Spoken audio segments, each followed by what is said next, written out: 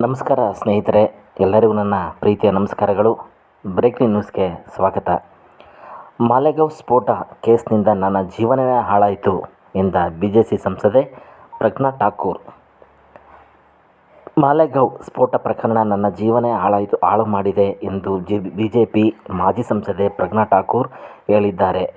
NIA ವಿಶೇಷ ನ್ಯಾಯ ಆರೋಪಗಳಿಂದ ಖುಲಾಸೆಗೊಳಿಸಿದ ಬಳಿಕ ಅವರು ಪ್ರತಿಕ್ರಿಯೆ ನೀಡಿದರು. ತೀರ್ಪು ಪ್ರಕಟವಾದಾಗ ಅವರು ನ್ಯಾಯಾಲಯದಲ್ಲಿದ್ದರು. ಈ ವೇಳೆ ನ್ಯಾಯಾಲಯವನ್ನು ಉದ್ದೇಶಿಸಿ, ಈ ಹಿಂದೆ ತನಿಖೆಗಾಗಿ ನನ್ನನ್ನು ಕರೆಸಿ ಬಂಧಿಸಿ ಚಿತ್ರಹಿಂಸೆ ನೀಡಲಾಯಿತು.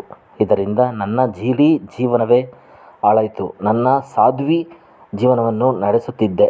ಆದರೆ ನನ್ನನ್ನು ಆರೋಪಿಯನ್ನಾಗಿ ಮಾಡಲಾಯಿತು. ಪಿತೂರಿಯಿಂದ ಕೇಸರಿಯನ್ನು ದೂಷಿಸಿದರು. ಇಂದು ಕೇಸರಿ ಹಿಂದುತ್ವ ಗೆದ್ದಿದೆ.